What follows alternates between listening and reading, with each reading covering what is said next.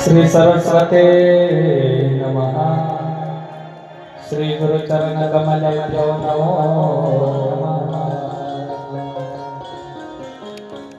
वक्रतुंड महाकाय सूर्यकोटि समप्रभ निर्विघ्नं कुरु मे देव सर्वकार्येषु सर्वदा। गजाननं भूतगणाधिसेवितं कपित्थजम्बूफलसारभक्षणम् उमासुतं शौचविनाशकारं नमामि विघ्नेश्वरपादपद्मम्। असिद्धिसमस्यात्तचलं सिन्धुपाल्वैः सरोवरशाखालेखनी पत्रमुरवी लिखति ग्रहीतकृत्वा शारदा सर्वकालं तदपि तव गुणानामीशतारं नयाति।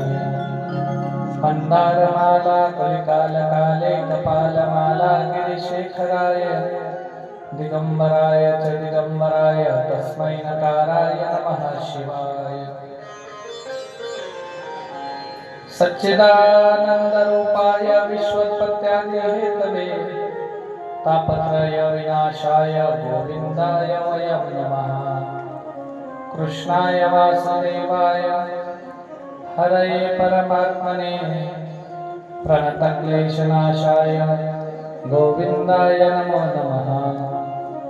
वसुदेवसुतं देवं कंसचानूरमर्दनं देवकी परमानन्दं कृष्णवन्दे जगद्गुरुः। गुरुर्ब्रह्मा गुरुर्विष्णु गुरुर्देवो महेश्वरः गुरु साक्षात् परब्रह्म तस्मै श्री गुरुवे नमः। कस्तूरी तिलकं ललाटपटले वक्षस्थले कौस्तुभं नासाग्रे वरमौक्तिकं करतले वेणुकरे कङ्कणं सर्वाङ्गे हरिचन्दनं सुललितं कंठे च मुक्तावली। गोपस्त्री परिवेष्टितो विजयते गोपालचूडामणि। करारविन्देन पदारविन्दं मुखारविन्देन विनिवेशयन्तं वटस्य पत्रस्य पुटेशयानं बालं मुकुन्दं मनसा स्मरामि। सुखावसाने त्विदमेव सारम् दुःखावसाने त्विदमेव गेयम्। देहावसाने त्विदमेव जातम्। गोविन्द दामोदर माधवेति माता यशोदा हरि को पुकारे। जागो उठो मोहन नैन खोलो द्वारे खड़े गोप बुला रही है। द्वारे खड़े गोप बुला रही है। गोविंद दामोदर माधवेति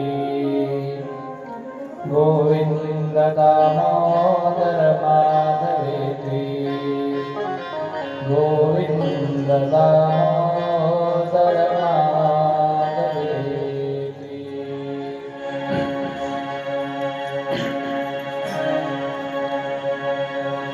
गोपाला गोपाला रे प्यारे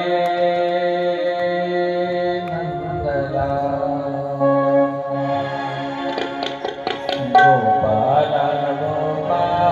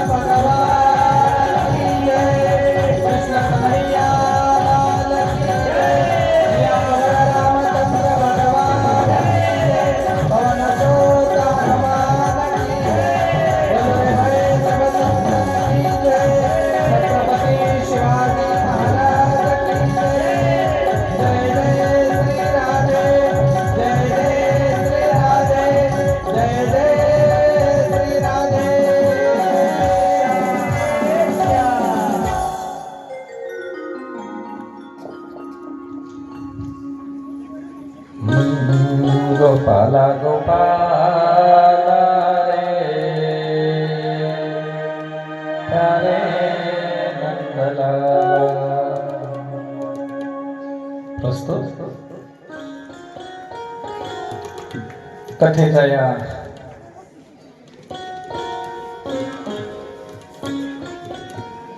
पहिल्या दिवसाला सुरुवात करत असताना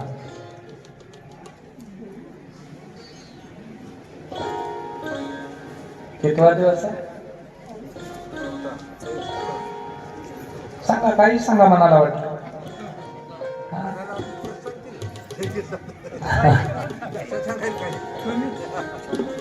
चौथा दिवस।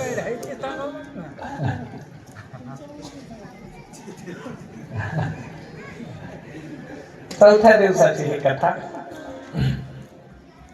खरं तर आपल्या कमिटीने सांगितलं होतं 1 वाजता सुरू करायची म्हणून, पण जवळपास मला वाटतं 1:30-1:45ला भजनी मंडळी या ठिकाणी आली। आम्हाला यायला उशीर झाला आणि 2चाच काल आपण ठरवला असल्या कारणानं 2च वाजले। भगवान परमात्म्याच्या अनन्य अशा कृपा आशीर्वादामुळे आज आपण कथेच्या 4थ्या दिवसापर्यंत येऊन पोहोचलो। काल नाना प्रकारचे प्रसंग आपण त्या ठिकाणी पाहिले, खूप ज्ञान त्या ठिकाणी भगवंताचं आपण ऐकलं। आजही आपल्याला भरपूर काही ऐकायचं आहे, उलट आज तर आपल्याकडे प्रसंग जास्त आणि वेळ कमी आहे, कारण आणखी देवाच्या अवतारांचं कार्य सुरू देखील झालं नाही।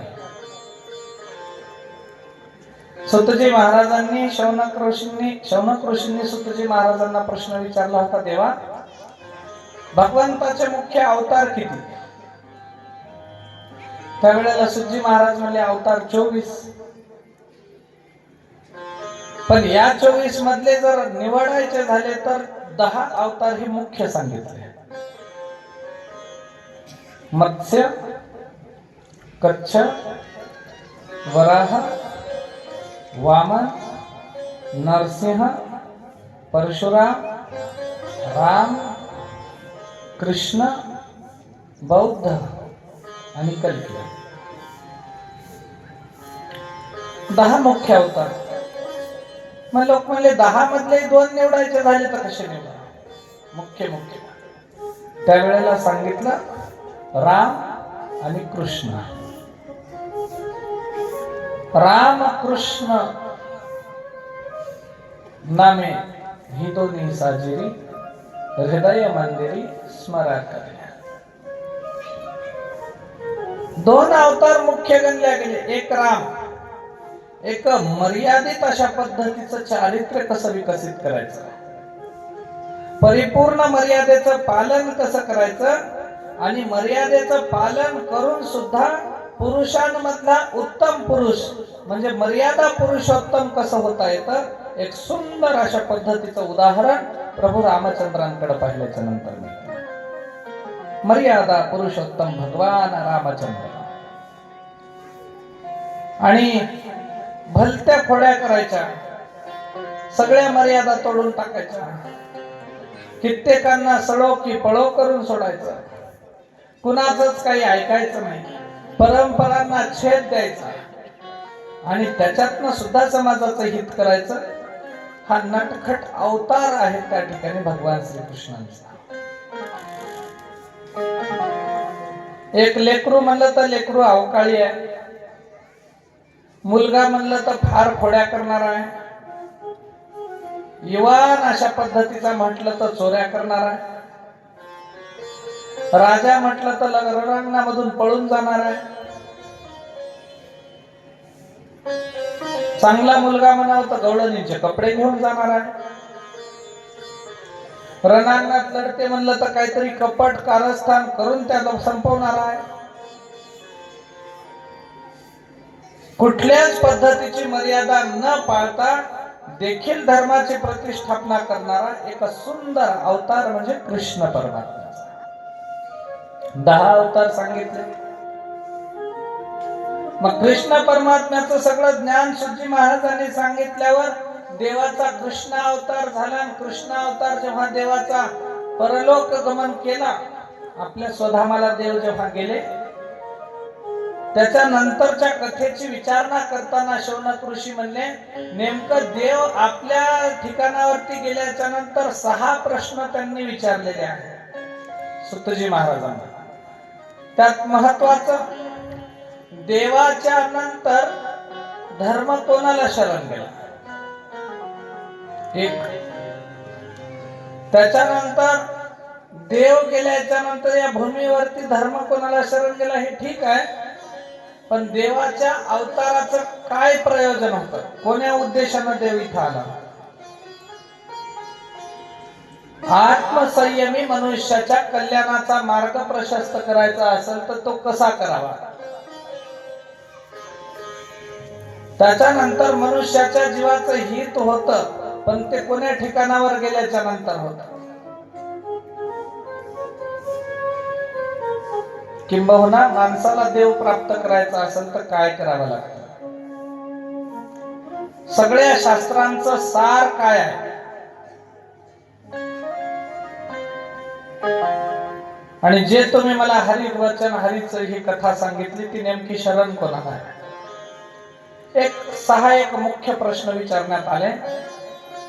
त्यावेळेला देवानं सांगितलं, सुतजी महाराजांनी सांगितलं, ज्या वेळेला देवाचं परलोक गमन झालं, स्वधामाला देव गोलोकाला निघून गेले,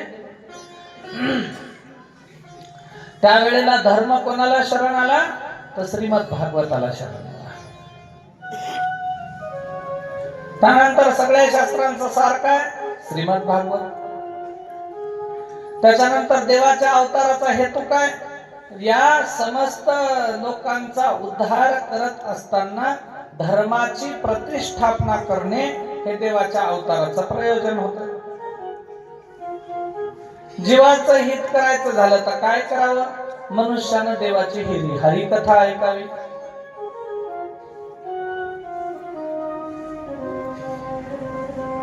सुंदर सुंदर पद्धतीनं सुतजी महाराज सांगायला लागले. शौनक ऐकत होते. मग पुढं पुढं कथा चालत असताना देव आणि दायवनावांची त्या ठिकाणी उत्पत्ती सांगायला लागली. दैत्यांनी कशा कशा पद्धतीने या पृथ्वीला, या सृष्टीला, या चराचराला, या ब्रह्मांडाला त्या ठिकाणी तापदायक अशा पद्धतीचं वर्तन केलं. त्यात सांगितले, दितीच्या पोटी 2 पोरं जन्मलेले आहेत. हिरण्यगर्भ असणाऱ्या भगवंताच्या कृपा आशीर्वादाने दैत्य कुळामध्ये जन्मलेले दितीच्या पोटचे असुरी प्रवृत्तीचे 2 लेकरं, एकाचं नाव होतं हिरण्याक्ष आणि एकाचं नाव होतं हिरण्यकश्यप.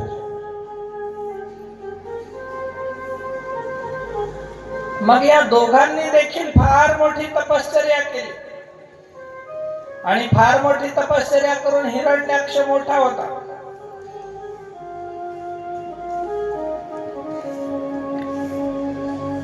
या हिरण्याक्षानं तपश्चर्या केल्या कारणानं देव प्रसन्न झाले. देवानं त्याला विचारलं काय पाहिजे. त्यानं भलं मोठं सामर्थ्य, शक्ती आणि अद्वितीय साहस त्या ठिकाणी देवाकडनं मागून घेतलं. या त्रिभुवनामध्ये माझा सामना करणारा कुणीच नसलं पाहिजे, मला कोणी पराभूत करू नये.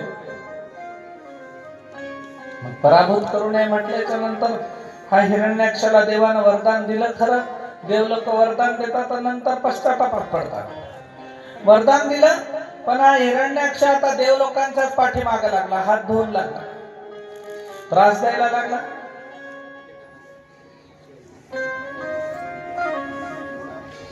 एखाद्या माणसानं दारू प्यावी, चावडीवरती गावच्या 4 माणसं बसलेली असावी पंचमंडळी. त्यांच्या समोर चावडीच्या पुढे त्यानं दारू पिऊन येऊन कोणाला तरी काहीतरी भांडण करावं आणि त्यावेळेला या मंडळींनी, कमिटीच्या लोकांनी, गावच्या पंचांनी सांगावं की जाऊ दे काही होत नाही, जाऊ दे काही होत नाही म्हणून तात्पुरती सपाटणी करावी, त्याला मोकळं सोडावं. तो दुसऱ्या वेळा या पंच कमिटीच्या लोकांसहित सगळ्यांना शिव्या द्यायला कमी करत नाही महाराज. का?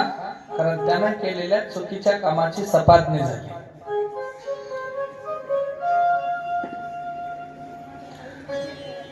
मग हा दैत्य कुळाचा हिरण्याक्ष, याची सपाटणी झाली का? तर देवा प्रसन्न झाले ना, आशीर्वादही दिला आणि त्याला बळही भेटला. हा देव लोकांच्याच मागे लागला, हात धुवून इंद्राला पदभ्रष्ट करतो, स्वर्गावर राज्य मिळवतो, दैत्यांचं राज्य स्वर्गावरती राहील, देवांना इथं कुठंच ठेवणार नाही, अशी त्याची वृत्ती झाली. परिणामी देवलोकावर त्यानं हमला केला. देवलोक थोडेसे सामर्थ्यानं कमी पडले आणि देवलोक सामर्थ्यानं कमी पडले की पळून गेले.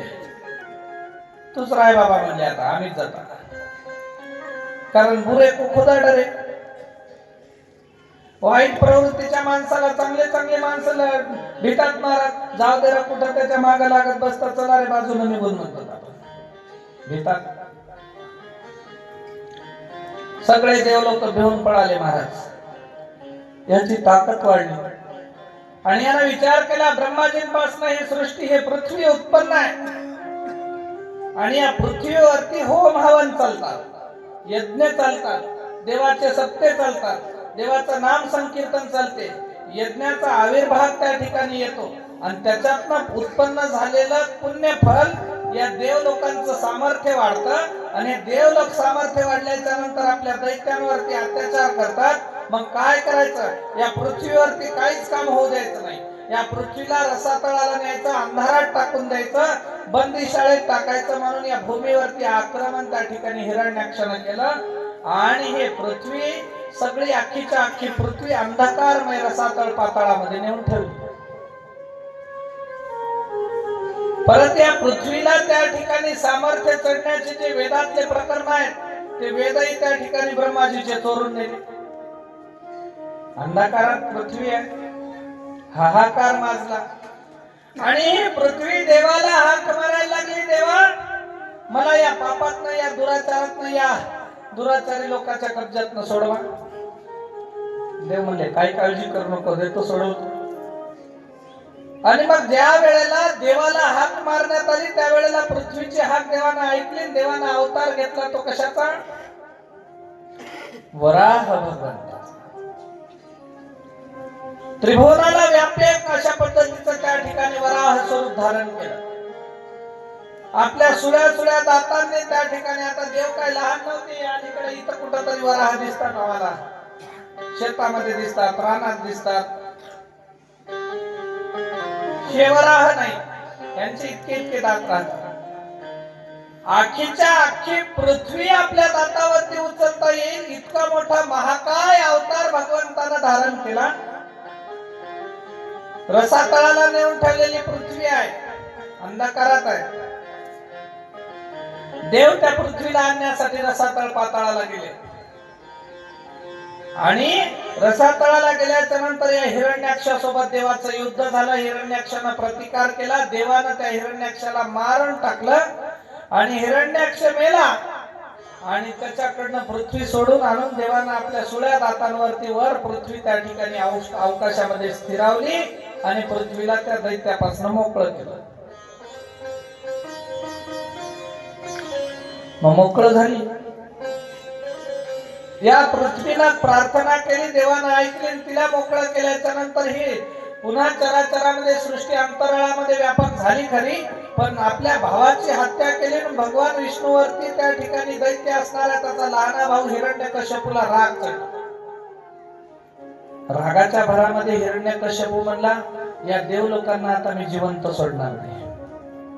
पण आता आपली दैत्यांची ताकद कमी पडली, कपट करतात हे लोक बुद्धिवादाने त्या ठिकाणी आपल्या दैत्यांना हरवतात. मग आपण काय करायचं? पुन्हा देवाची तपश्चर्या करायची आणि देवाकडनं आशीर्वाद असा मागायचा की आपण अमर झालो पाहिजे. आपण अमर झालो पाहिजे.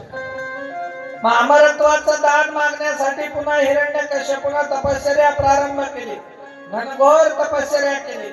इतकी तपश्चर्या केली की देवाला दया आली. अरे याच्या शरीराचे हाडाचे काढ झाले, ते मरायला टेकलं, याच्या अस्थी तेवढ्या शिल्लक राहिल्या.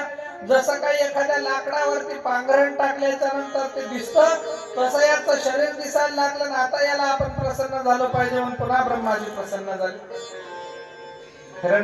हिरण्यकश्यपू, काय पाहिजे तुला? कशासाठी एवढी घनघोर त्या ठिकाणी तपश्चर्या करायला लागलास? तपश्चर्या म्हणजे उपोषण.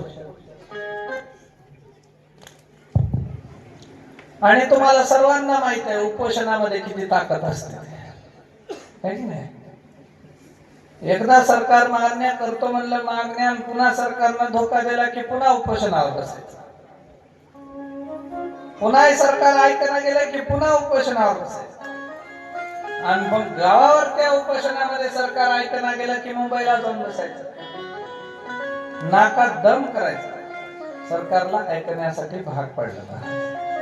सरकारची भूमिका होती कसंच ऐकायचं नाही, पण तरी देखील सरकारला झुकावं लागलं, कारण नेता होता जरांगे पाटील. त्यांनी भांडण करायला शिकवली, पण ती भांडण कशी होती? उपोषणात. या नेत्याचं बघून कितीतरी नेत्यांना मार्ग सापडला की आपल्या मागण्या मान्य करायच्या असल्या तर रस्त्यावर कोणाला त्रास देऊ नका, जाळपोळ करू नका, गाड्या बिड्या फोडू नका. काय करा? तर सरळ सरकारला वेटीस धरायचं असेल तर उपोषण करा.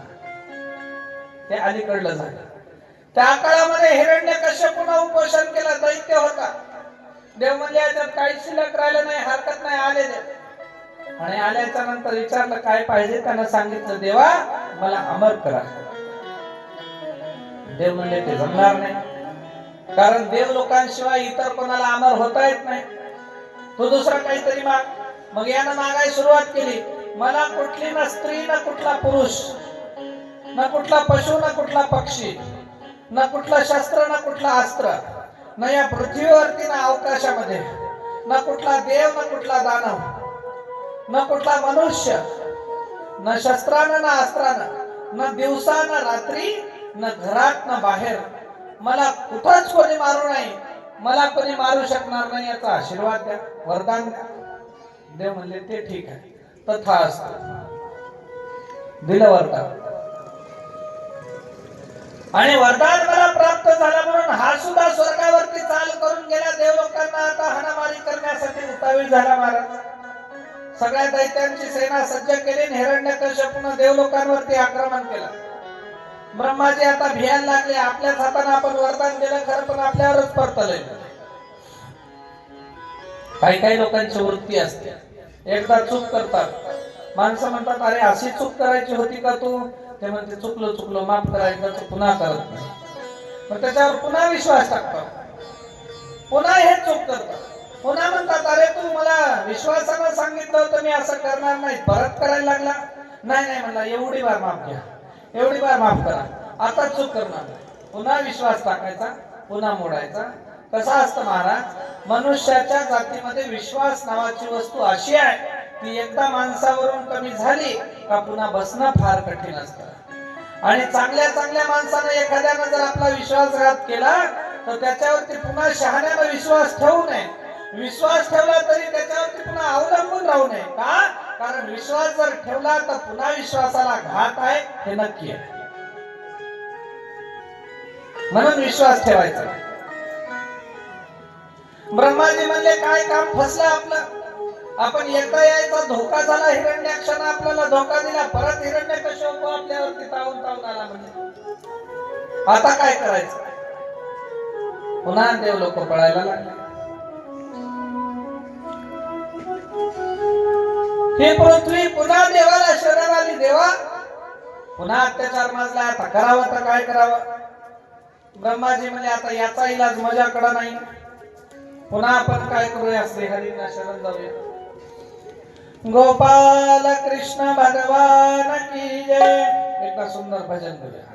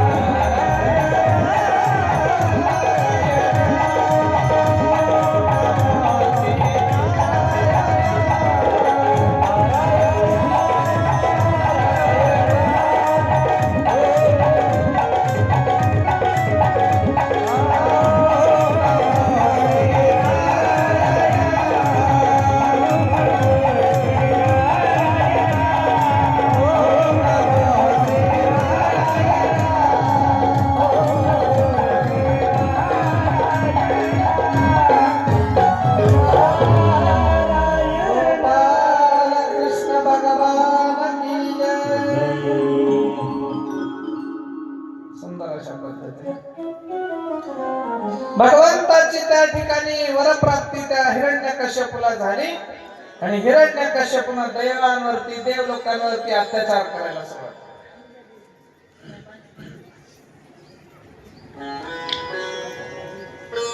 देवांवरती अत्याचार करायला सुरुवात केली. देवलोक आपलं स्थान पदभ्रष्ट झाले, निघून गेले. त्याचा त्या ठिकाणी देवलोकांच्याही मनामध्ये राग होता. इंद्राला राग आला. इंद्रानं काय केलं? हिरण्यकश्यपूने आपल्याला त्या ठिकाणी त्रास दिलाय, मग आपणही त्याला अपमानित करायचं. मग अपमानित करायचं असेल तर काय करायचं? एखाद्या वीर सामर्थ्यशाली दैत्य असो की देव असो, पण सामर्थ्यशाली असला त्याचा अपमान करायचं झालं की त्याची काहीतरी बदनामी करावी लागते, काहीतरी बदनामी करावी लागते. मग आता या हिरण्यकश्यपूची बदनामी करायला हे आधीच राक्षस कुळातला आहे, त्याला राक्षस म्हणलं तर काही रागच नाही म्हणलं. काय करायचं? त्या इंद्रदेवानं एक डोक्यात योजना आणली आणि हिरण्यकश्यपूची जी पत्नी होती माता कयाधूला अपहरण करायचा प्रयत्न केला. इंद्रानं त्या ठिकाणी माता कयाधूचं अपहरण केलं. तिला घेऊन जात असताना वाटेमध्ये नारद मुनी भेटले. नारद मुनी म्हणले, अरे येडा का खुळा, तुला कळायला का म्हणले, तू कोणाला न्यायला असते? इंद्र म्हणला, दैत्य असणारे हिरण्यकश्यपूची पत्नी. अरे हो, पण त्यानं तुला स्वर्गातून पळून लावलं. काही जाती दुश्मनी तेवढी मोठी नसताना सुद्धा तुला जर त्यानं त्या इंद्रपदावरून पदभ्रष्ट करत असेल, नवा म्हणून जर तू त्याला त्रास देशील आणि त्याच्या पत्नीचं अपहरण करशील तर तुझी काय हालत करेल, तुला कळलंय काय म्हणला? तू विचार कर, काय करायला लागला याचं भान ठेव म्हणले. यानं मला आता चूक झाली माझी, मी आणायचं नाव खरं होय, पण आता नेऊ कशी? तिथं राक्षस माझ्यावर टपून बसले असते. नारद मुनी म्हणले, काळजी करू नको, मी नेऊन सोडतो तिला, पण इथं सोडून जा म्हणले तू आता. त्यावेळेला नारद मुनींनी सांगितलं आणि इंद्रानं नारद मुनींच्या आश्रमामध्ये त्या ठिकाणी माता कयाधूला सोडलेलं आहे. आता जावे ज्याच्या वंशी तेव्हा कळे, जसं म्हणतात तसं संगतीचा प्रभाव मनुष्यावरती पडतो. ही कयाधू माता गरोदर होते, तिच्या पोटी लेकरू होते. गरोदर असल्या कारणानं 7व्या महिन्यात आईला डोहाळे लागतात. कशाचे लागतात? खडू खाण्याचे, लेखणी खाण्याचे, गव्हातली माती खायचे. आता गहूच राहिले नाही, निसणं होईना, माती भेटना, म्हणून आता नवी माती निघाली दुकानात विकत भेटायला खायला. आताच्या माईचे डोहाळे. त्या काळात माईला डोहाळे कशाचे लागायचे? देवाच्या भक्तीचे, देवाच्या नामस्मरणाचे. हे कयाधू शुद्ध सात्विक आणि पतिव्रता होता, पण दैत्याच्या कुळात असल्याने हिला भजन घडत नव्हतं. हिला भजनाचे डोहाळे लागले. त्याच दरम्यान तिनं नारदाच्या आश्रमामध्ये होती. परिणामी इथं नारायण नारायण नारायण नारायण नावाचा जाप चालू होता आणि त्या वेळेला कयाधूच्या गर्भावरती संस्कार झाले देवाच्या नामाचे, नारायणाचे संस्कार झाल्या कारणाने ही कयाधू नारद मुनींनी 2-3 दिवस ठेवून घेतलं. मग त्या ठिकाणी हिरण्यकश्यपूच्या घरी नेऊन सोडण्यासाठी नेलं. तिला सोडलं. महिना झाला, 2 महिने झाले, दिवस भरत आले. माता कयाधू त्या ठिकाणी प्रसूत झाल्या, बाळंतीण झाल्या. बाळंतीण झाल्याच्या नंतर सुंदर तेजस्वी लेकराचा जन्म झाला. लेकरू सामर्थ्यशाली होणार आहे ही बातमी त्या ठिकाणी त्या हिरण्यकश्यपूला लागली. माझ्या पोटी लेकराचा जन्म झाला, मुलगा झाला, बरं झाला म्हणला, माझा उत्तराधिकारी आला, मी आता खुश झालो. साखर वाटली, हत्तीवरनं साखर वाटली, सगळीकडे उत्सव साजरा केला. राजाच्या घरी लेकरू जन्माला आलं. वा वा वा वा म्हणून सगळेजण आनंदाने त्या ठिकाणी नाचायला लागले. आता नारदांनी सांगितल्याप्रमाणे किंवा हे कयाधू मातेनं सांगितल्याप्रमाणे लेकराचं नाव प्रल्हाद ठेवण्यात आलं. आणि प्रल्हाद ठेवल्याच्या नंतर हा प्रल्हाद जन्मजातच त्या ठिकाणी गर्भात असताना नारायण नामाला ऐकलेला होता. त्याच नारायण नामाचं त्या ठिकाणी आशीर्वाद त्याला प्राप्त झाला आणि त्या बाळात त्यात लेकरू दिवस वाढत गेले. एक दिवस त्या ठिकाणी रडायला लागलं, खेळायला लागलं, हातपाय हलवायला लागलं, रांगायला लागलं. रांगणारं लेकरू हळूहळू चालायला लागलं, चालणारं लेकरू हळूहळू बोबडं बोलायला लागलं. पण तो जेव्हा केव्हा बोली तेव्हा त्याच्या मुखामध्ये फक्त नारायणच नाम यायचं.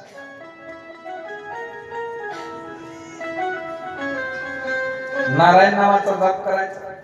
आणि हा जप करत असताना एके दिवशी या हिरण्यकश्यपूने ऐकलं आपलं पोरग आपल्या दुश्मनाचं नाव घ्यायला. अरे हे कसं झालंय म्हणून. आणि त्यानं सांगितलं लेकराला नारायणाचं नाव घ्यायचं नाही. सगळीकडनं पृथ्वीवरून त्याचं नाव मी गायब करून टाकलं ना, आता नाव त्याचं घ्यायचं नाही. आता याला वाटलं सगळीकडनं नाव गायब केलं ना, आपल्याच बंदी घातल्या नावावरती आपल्याच घरात नाव यायला लागलं नारायण. जाऊ द्या मला आज सुधरल, लेकरू उद्या सुधरल, 4 दिवसाला येईल जागेवरती, वाटवा येईल, काय करावं काय नाही या हिरण्यकश्यपूला कळना. परिणामी लेकराला खूप सांगण्याचा प्रयत्न केला, लेकरू ऐकना. कारण बाल संस्कार जे लेकरावरती होतात ते आयुष्यभर पुढे चालतात. आताची आई टीव्ही पाहते, टीव्ही मध्ये मालिका पाहते, मालिकेमध्ये हिरो हिरोईन त्या ठिकाणी नाचायलेले पाहते, लेकरूही डीजे घेऊन नाचायला लागतं. हिरो दारू पिऊन कोणावरती त्या ठिकाणी आयुष्य आराम करायला दिसतो, लेकराला वाटतं काम करणं नको काही नको, त्या हिरो सारखे आपली आई व्हावी. कुठंतरी गुंडे दारू पिलेले आई पाहते, गर्भावर संस्कार होतात आणि लेकरू गुंड्यासारखं वागायला लागतं. परिणामी लेकरू बिघडून जातात, संस्कार त्याच्यावरती गर्भाचे आलेले असतात. त्याच्यामुळे समाजातली लेकरं त्या ठिकाणी असंस्कारी झाली.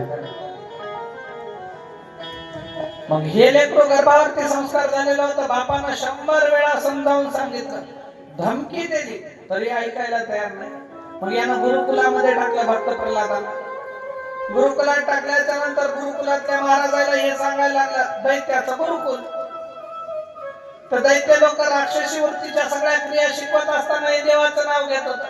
तर दैत्य म्हणले, महाराज तुमचं पोरग आमच्या इथल्या बाकीच्या शिकलेल्या लेकराला बिघडवायला लागले, नारायण नारायणच म्हणायला लागले, याला आम्ही शाळेत शिकवणार नाही, याला घेऊन जा. आमच्या शाळेत काही कमायचं. घरी आणलं, कयादूला सांगितलं, कयादू याला समजावून सांग, माझा राग बरोबर नाही, मी जर रागात आलो नाव लेकराचं काही बरं वाईट झालं तर काही खरं नाही, त्याला सांग समजावून. म्हणजे हिनं समजावून सांगायचा प्रयत्न केला, पण हे आईलाच ज्ञान सांगायचं, आई नारायणाशिवाय आपले राखण कोणी करणार नाही. मग एक दिवस लेकरू वाढायला लागला आणि हिरण्यकश्यपूला राग यायला लागला. आता दरबारातले मंत्री कुजबुज करायला लागले, यानं आपल्याला शहाणपण शिकवलं आणि याच घर फुटलं. मंत्र्यांपासून गावामध्ये नगरामध्ये ही बातमी गेली, नगरातले लोक कुजबुज करायला लागले, हिरण्यकश्यपू एवढा सामर्थ्यशाली आहे, देवाच्या नावावरती बंदी आणली, सप्ते बंद झाले, यज्ञ बंद झाले, तरी याचं पोरगच नारायणाचं नाव घेता. आता बरं झालं म्हणजे याला ही बातमी कळाली, नगरातले लोक कुजबुज करायले, राग आला. रागाच्या भरामध्ये हिरण्यकश्यपूने आपल्या मंत्र्याला सांगितलं की हा माझा मुलगा नाही, हा माझा वैरी आहे, याला काय करा, एका पिसाळलेल्या हत्तीच्या पायाखाली तुडवून मारू घाला, आता मला काही गरज नाही. नेण्यात आलं, साखरदंडाने हे प्रल्हादाला बांधण्यात आलं. मदमस्त झालेला पिसाळलेला हत्ती त्याच्यावरती चाल करून सोडण्यात आला. चाल करून आला, तुडवणार, पण त्याच्या लक्षात आलं हत्तीच्या कानावरती नारायण नारायण नाव पडलं आणि हत्ती त्या ठिकाणी पिसाळलेला हत्ती जागेवरती आला. भक्त प्रल्हादाच्या समोर नतमस्तक झाला. पुन्हा वापस आणले, दरबारात आल्यावर आता काय करायचं, काय नाही म्हणजे याला काय करा, उंच टेकड्यावरती घेऊन जा, याचे हातपाय बांधून ढकलून द्या म्हणजे.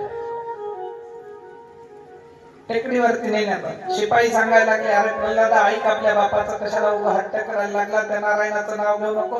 दादा तुमच्यात माझ्यात सगळ्यांमध्ये नारायण आहे, त्याचं नाव कसं घेऊ नको.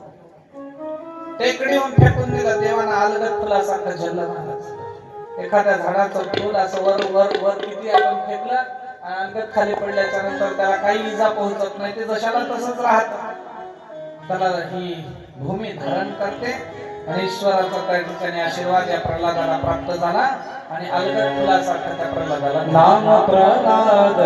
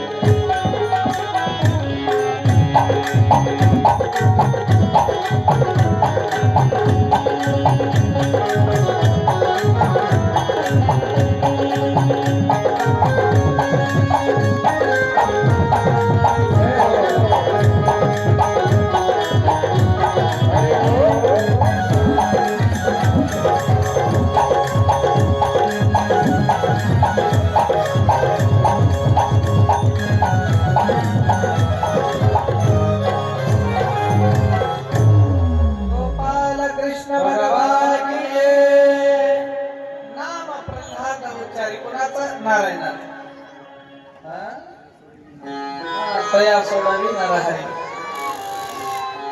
टेकडीवरून फेकून दिलंय त्या बाळाला आणि प्रल्हादाला अलगद देवाना झेललाय महाराज. कूलर मध्ये शंट टाकाले ना.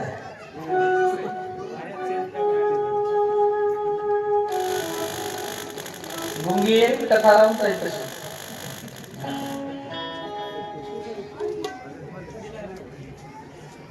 उंच टेकडीवरून फेकलेल्या प्रल्हादाला देवानं धारण केलं. त्यानंतर परत वापस दरबारामध्ये आणलं. खूपशा वेळी प्रयत्न झाला महाराज प्रल्हादाला मारण्याचा. छोटस 5-10 वर्षाचं बाळ आहे. हिरण्यकश्यपूच्या समोर उभं केलं आणि सांगितलं हिरण्यकश्यपून ऐक म्हणले. आता ते मला ऐकणार नाही, कारण करता करविता तो परमेश्वर आहे बाबा, त्याच्याशिवाय काही नाही. यानं पुन्हा त्या ठिकाणी उकळत्या तेलामध्ये ठेवायला सांगलं. लेकराला कडकड कडकड उकळत्या तेलामध्ये त्या ठिकाणी सोडण्यात आलं. पाणी झालं महाराज थंडगार. प्रत्येक क्षणाला देवानं राखण केली. आणि मग प्रल्हादाला त्या ठिकाणी आता दुसरं तिसरं कोणी मारू शकत नाही का? कारण तो वैरी असलेला नारायण त्याला माया रचून वाचवायला लागलाय. मी स्वतःच त्याचं हनन करतो म्हणून खड्ग घेऊन त्या ठिकाणी प्रल्हादाच्या समोर हिरण्यकश्यपू आला. जा मारता मारता शेवटचा विचारलाय बा, आता खडगानं एक गावात 2 तुकडे करतो तुझे.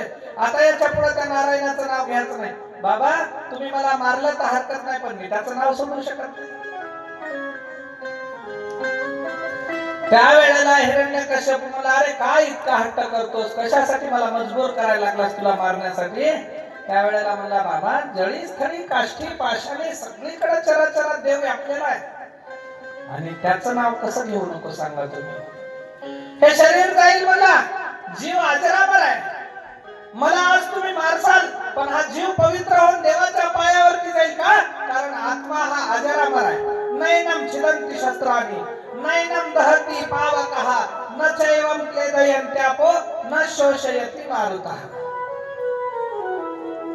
त्याला जाळता येत नाही, बोलता येत नाही, छेदता येत नाही, कापता येत नाही, सुकवता येत नाही, काहीच करता येत नाही. मग हा आत्मा अजरामर आहे आणि हा जर देवाच्या पायावरती नतमस्तक झाला तर माझ्या आत्म्याचं कल्याण आहे. मला या शरीराचा मोह नाही. तुम्ही खुशाल मला मारून टाका. अरे त्याचं इतकं नाव घेतोस, तो आहे तरी कुठं आला का आजपर्यंत तुला भेटायला? म्हणला येण्याची काय गरज आहे बाबा, ह्या सगळीकडे व्यापक आहे. कुठं आहे? तुमच्यात आहे, माझ्यात आहे, या घरामध्ये आहे, या महालात आहे, महालातल्या प्रत्येक खांबामध्ये आहे, या खांबात आहे. हो म्हणला. ताड करला त्या ठिकाणी हिरण्यकश्यपूला मारली आणि खांबाचे 2 तुकडे झाले आणि देव त्यांना प्रकट झाला. पण हा देव प्रकट झाला खरा, पण याचा अवतार चांगला नाही. अकराळ विक्राळ विचित्र दिसायला लागला. कारण शरीर माणसाचं, तोंड वाघाचं, हात मनुष्याचे आहे तर नख सिंहाचे आहे. मनुष्यासारखा दिसतो पण भली मोठी आयाळ आहे आणि डरकाळी माणसासारखी नाही तर वाघासारखी गर्जना करायला लागला. प्रकट झाला. लात मारलेल्या हिरण्यकश्यपूच्या गच्चीला धरलं आणि नरडीला धरून त्याला त्या ठिकाणी दूर फेकून दिला. एका क्षणार्धामध्ये दूर पडलेल्या हिरण्यकश्यपूचा आणि भगवान या नर आणि सिंह दोन्हींचंही कॉम्बिनेशन असलेला अवतार म्हणजे नरसिंह. नरसिंहाचं आणि हिरण्यकश्यपूचं भांडण झालं. भांडण साधं झालं नाही, मोठं झालं. मोठ्या भांडणामध्ये त्या ठिकाणी हिरण्यकश्यपूला भगवान परमात्म्यानं खूप मारलं. गचंड्या देऊन, बुक्या मारून त्या ठिकाणी त्याच्या उरावरती प्रहार करत कितीतरी मारल्याच्या नंतर हिरण्यकश्यपू घायाळ झाला. घायाळ झालेल्या हिरण्यकश्यपूच्या डोक्यावरचे केस ठिकाणी धरले, फरफटत ओढत त्या ठिकाणी देव न्यायला लागले आणि नेत असताना दरबाराच्या बाहेर नेला, राजमहालांच्या समोर घेऊन गेले आणि समोर जाऊन त्या ठिकाणी महालाच्या धड बाहेर आतमध्ये दरवाजावरती भगवान नरसिंह त्या ठिकाणी बसलेले आहेत. बसल्याच्या नंतर हिरण्यकश्यपूला आपल्या मांडीवरती घेतलं आणि मांडीवरती घेऊन देवाला सांगितलं, बघ आता तुझं वध मी करायला सज्ज झालो. त्यावेळेला हिरण्यकश्यपू देवाला म्हणला, तुम्ही मला मारू शकत नाही. ते म्हणले, का मारू शकत नाही? कारण मला ब्रह्माजींचं वरदान आहे. ते म्हणले, काय वरदान आहे? त्यानं सांगितलं, मला ना कोणता पशु ना पक्षी ना माणूस ना बाई ना कोणता त्या ठिकाणी नर ना स्त्री ना शस्त्र ना अस्त्र ना दिवसा ना रात्री ना घरात ना बाहेर ना जमिनीवरती ना अवकाशात मला कोणीच मारू शकत नाही, असं वरदान देवाचं. देव म्हणले, बघ मी मनुष्याचा अर्धा आहे, सिंहाचा अर्धा आहे. मी नर नाही, मी नारी नाही, मी दानव नाही, दैत्य नाही. मी नर अर्धा आणि सिंह अर्धा, असा आजपर्यंत अगोदर कुणाचा अवतार झाला नाही. म्हणजे हा ब्रह्मा उत्पन्न अवतार नाही, हा मी स्वयंभू आहे. तुला घरात मारायचं नाही, तू घरात नाहीस. म्हणजे तुला बाहेर मारायचं नाही, बाहेर नाहीस, तू घराच्या चौकटीवरती आहेस. तुला शस्त्रानं मारायचं नाही, अस्त्रानं मारायचं नाही, मी माझ्या नखांनी तुला आता मारणार. तुला जमिनीवरती मारायचं नाही, आकाशात मारायचं नाही, तू माझ्या मांडीवरती आहे. म्हणजे तू जमिनीवरती नाही, आकाशात नाही. तुला दिवसा मारायचं नाही, रात्री मारायचं नाही. बघ म्हणले, संध्याकाळची वेळ झाली, गोरज मुहूर्त आहे, दिवस मावळतीला आलेला आहे. आणि त्या क्षणाला भगवान नरसिंहांनी त्या हिरण्यकश्यपूला मांडीवरती धरलं आणि आपल्या तीक्ष्ण नखांनी टराटरा टराटरा फोडलं. बोल नरसिंह भगवान की जय, गोपाल कृष्ण भगवान की जय. फाटला हिरण्यकश्यपूचा अंत झाला. पण सगळे देव लोक आता घबरायला लागले. का? कारण देव विचित्र गर्जना ठोकायला लागले. सिंहाची आरोळी आहे. समस्त अवकाशातनं देव लोकांनी देवावरती पुष्पाची वृष्टी केली, फुलं त्या ठिकाणी टाकले. का? कारण राक्षसाचा नायनाट झाला, देवाचा अवतार झाला. बोल, हा नरसिंह अवतार शांत व्हायला तयार नाही. शांत होईना तर काय करायचं? देव लोक म्हणजे तुम्ही जाऊन शांत करा. यानं म्हणलं, तुम्ही जाऊन शांत करा. सगळे म्हणजे, अरे बाबा आपण जाऊ शकत नाही, फार मोठ्या आरोळ्या ठोकायला.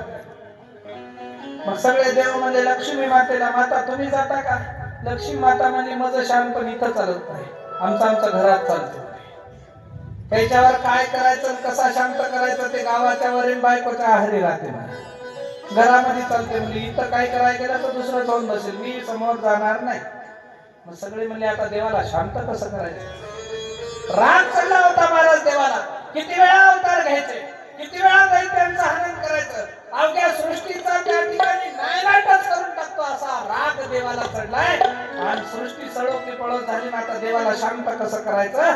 मग त्या ठिकाणी नारद महर्षींनी विचार केला, आता देवाला शांत करायचा एकच उपाय. त्या भक्त प्रल्हादाला देवाच्या समोर ढकलण्यात आला. समोर केलं, देवानं पाहिलं, ज्याच्यासाठी आपण अवतार धारण केला तो आपल्या समोर आहे, त्या जवळ धरलं. त्या प्रल्हादाला जवळ धरून जशी एखादी गाय वासराला चाटावी तसं त्याला कुरवाळायला लागले, चाटायला लागले. देवाचा राग शांत झाला.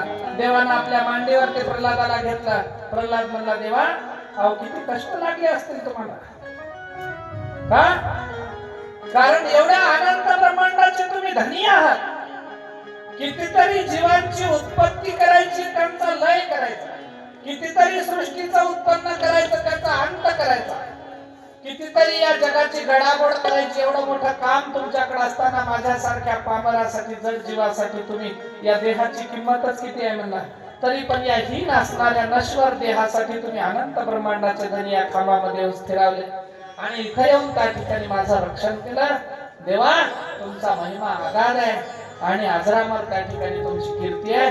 मी माझ्या वाणीने वर्णू शकत नाही. फक्त मला थोडीशी आता भीती वाटायला लागली. तुमचा अवतार शांत करा. आणि देवानं त्या ठिकाणी अवतार शांत केला. प्रल्हादाला वर दिलं, राज्याची स्थापना करून दिली. सगळ्या देव लोकांनी देवाची त्या ठिकाणी सुरवरांनी जय जयकार अशा पद्धतीची केली आणि नरसिंह भगवंताच्या अवताराचं कार्य पूर्ण झालं. बोल नरसिंह भगवान की जय. एकदा सुंदर भजन करू आणि एक 10 मिनिटाची विश्रांती आपल्याला कथेमध्ये घ्यायची आहे.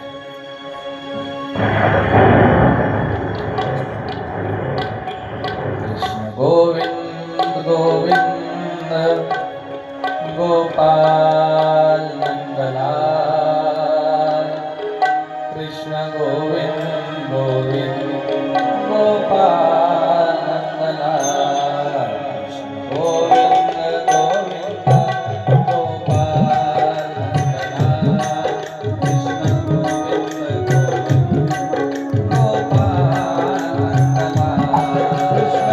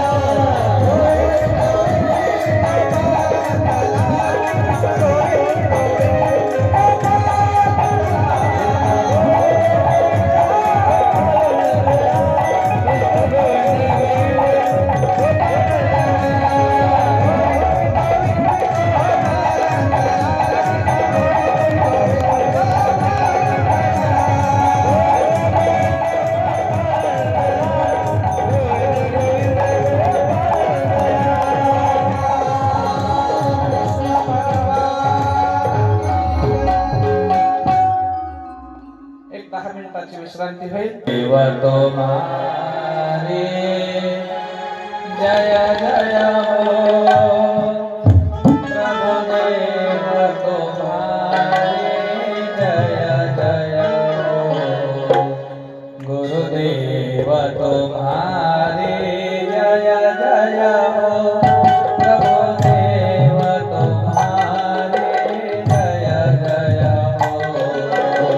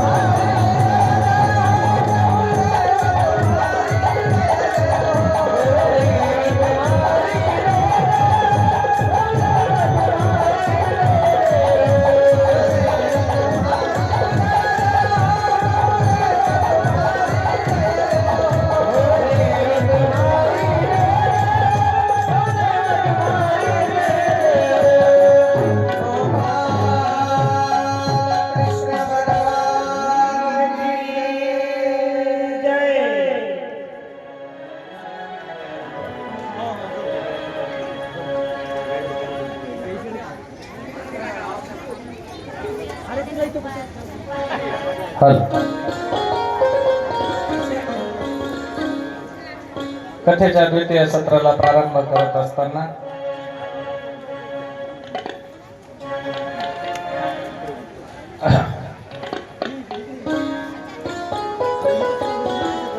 भगवंताने भक्त प्रल्हादाचं रक्षण केलं. त्यानंतर एक दोन प्रसंग येतात. एक आहे गजेंद्र मोक्षाचा, त्यानंतर दुसरा एक प्रसंग येतो ध्रुव बाळाचा. आता आज कथेला आपल्याला थोडस पुढं सरकवायचं असल्यावर हे का प्रसंग आपण जमलं तर उद्या घेऊया, कारण आज देवाचे एक सोडून दोन दोन पाळणे आले. आपल्याला देवाला आणायचं.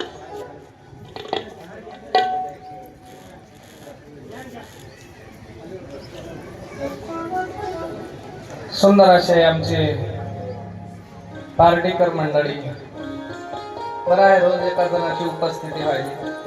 आमचे जय मल्हार कमिटीचे अध्यक्ष, त्यांचे सगळे सहकारी, त्याच्यानंतर आमचे मोतीराम पाटील पार्टीकर, सुरेश पाटील, शंकर पाटील, एक एक मंडळी तुमच्या कथेचा उत्सव सोहळा पाहण्यासाठी यायचे.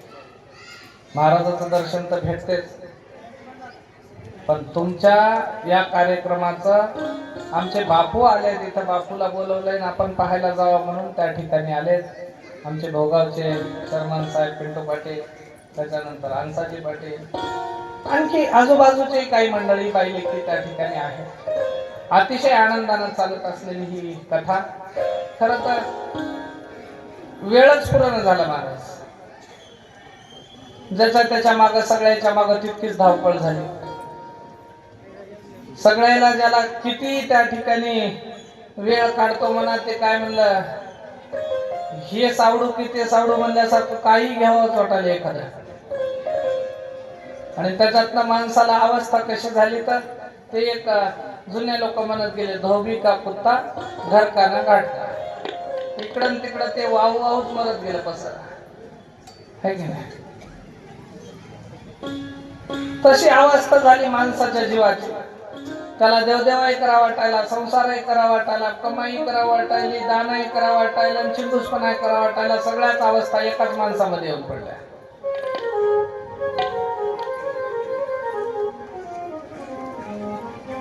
आणि मग ही कथा त्याच्यातनं मार्ग काढायला शिकवते, मार्ग काढायला शिकवते. दुराचारीने वृत्तीनं वागणारा, वेश्यांच्या संगतीमध्ये रममान झालेला, चांगला संसार चालतो महाराज लोकांचा. आणि चांगला संसार चालता चालता लोकांना काय कुबुद्धी त्या ठिकाणी येते की आपले लेकरं बाळ रानानं सोडून द्यायचे, वेश्यांच्या संगतीला लागायचं, प्रपंच वाऱ्यावरती सोडून द्यायचा आणि चुकीच्या मार्गाने वागायचं. मग ह्या वृत्तीचं त्या ठिकाणी एक पात्र या कथेमध्ये येतं, त्याचं नाव आहे अजामिळ ब्राह्मण. ब्राह्मण कुळातला आहे, ज्ञानी आहे, जगाला ज्ञान सांगतो, पण याचं घर याच्या जागेवर नको. लेकर बाळ रानानं, पत्नी रानानं वाऱ्यावरती सोडून द्यायचं घरदार आणि जगाला ज्ञान सांगत फिरायचं, अशी अवस्था काही लोकांची असते. आणि हीच अवस्था त्या ठिकाणी त्या अजामिळ ब्राह्मणाची होती. खूप उपद्व्याप केला, व्यसना केली, वाईट वृत्तीनं वागला, सगळ्या गोष्टी केल्या, साधू संतांना हिणवलं, चांगल्या चांगल्या लोकांचा अपमान केला, कितीतरी लोकांना छळलं, सगळ्या गोष्टी केल्या. आणि वयाचा उत्तरार्ध जेव्हा यायला लागला तेव्हा एक एक गोष्टी त्याच्या डोळ्यासमोर दिसायला लागल्या. आपण इथं पाप केलं, आपण या गोष्टीमध्ये चुकलो, आपण इथं चूक केली, आपण याच्यासोबत चुकीचं वागलो, हे काम चुकीचं केलं, हे व्यसन चुकीचं केलं. या गोष्टींमध्ये त्याचा असा त्या ठिकाणी आता मनाचा उपहास व्हायला लागला, मनाची त्याची अवस्था बिकट व्हायला लागली का त्याला आपण काय करावं काय नाही, आपल्या हातातून आयुष्यातून वेळ निघून गेली. आपण जेव्हा आपल्याकडे वेळ होती तेव्हा आपण चुकीचे कामं केले, जेव्हा आपल्या हातात सगळं होतं तेव्हा आपण वाईट मार्गाने वागलो, जेव्हा आपल्या हातात वेळ होती, शरीर चांगलं होतं, तेव्हा आपण वाईट व्यसनांच्या नादी लागून आगाऊपणा केला. आणि आता शरीर आपलं थकायला लागलं ना, आता काही करतो म्हणलं तर हातात काही पडना. मग आता काय करायचं? अवस्था त्याची कशी झाली, बिकट झाली. आणि व्याकुळ व्हायला लागला, तळमळ करायला लागला. आता वेळ हातातून गेल्याच्या नंतर किती तळमळ तळमळ केलं तर शिल्लक राहतो तो पश्चाताप आहे महाराज माणसाला. फक्त पश्चाताप हातात राहतो, बाकी काही राहत नाही. किती बोंबलायला लागलं तरी आता काय फायदा आहे रे, जाऊ दे, झालं गेलं, सगळं गेलं म्हणतात आता आपल्या हातात. मग पश्चाताप करून घेण्यापेक्षा वेळेमध्ये सावध होणं हे फार गरजेचं आहे. काही लोकांना कळत नाही, आयुष्यभर उणे धुणे करायचे, लोकांच्या चुका काढायच्या, लोकांना त्रास द्यायचा, लोकांना छळायचं, लोकांना सतवायचं, लोकांचं त्या ठिकाणी नाश करायचा आणि आपलं त्या ठिकाणी हित करून घेण्याचा प्रयत्न करायचा. मग याच व्यवस्थेमध्ये त्या ठिकाणी त्याची व्याकुळता वाढायला लागली होती. नाव त्याचं होतं अजामिळ ब्राह्मण. एकदा संत लोकांचा मेळा रस्त्याने जात असताना याला साधू संतांचं दर्शन झालं आणि साधूंचं दर्शन घेऊन साधू लोकांनी आशीर्वाद दिला. वा म्हणले, कल्याण होऊ दे तुझं महाराज, आता माझं काय कल्याण व्हायचं आहे म्हणला. जवानीच्या दिवसामध्ये मी वेश्येच्या नादाला लागलो, शरीर चांगलं असताना मी चुकीच्या प्रवृत्तीनं वागायला लागलो आणि माझ्या या शरीराला त्या ठिकाणी मी बाटवलं, व्यसन केले, वाईट प्रवृत्तीनं वागलो, साधू संतांचा अपमान केला आणि सगळं करत असताना मला आता काही हातात उरलं नाही. आता माझं काय कल्याण होईल? काही करा, कृपा करून माझ्या जीवाचं हित तुम्हीच करा, काही करा. महाराज म्हणजे मग गाढवा, वेळ असताना तुला काही घडलं नाही आणि आता वयाच्या उत्तरार्धामध्ये देवदेव करतो काही करतो म्हणून म्हणायला आता होते का म्हणले? बोबडी वळायला लागते, देवाचं नाव नीट घेता येणार, रामाचं भजन राम म्हणलं तर लांब लांब लांब लांब म्हणतोस म्हणले तू.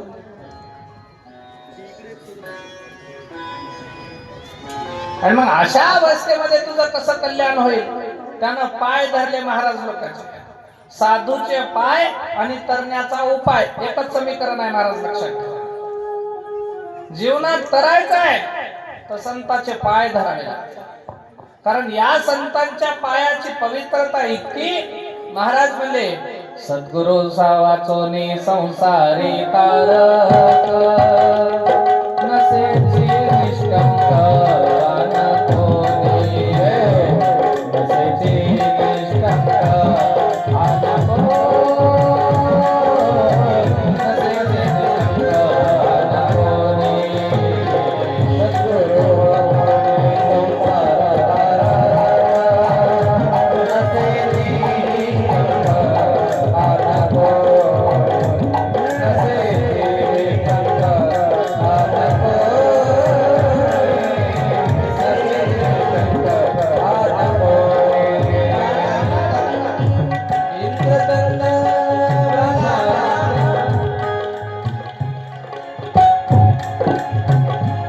सद्गुरु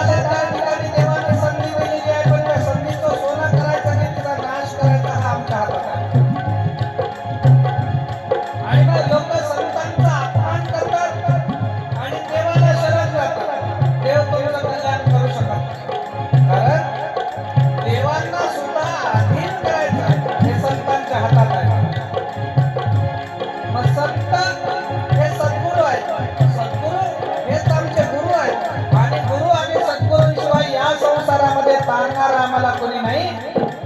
मग लोक म्हणले की बाबा नाही नाही, या देवाला नवस करू, या त्या देवाला नवस करू, या देव तुम्हाला पाहू शकत नाही, देव प्रसन्न होऊ शकत नाही.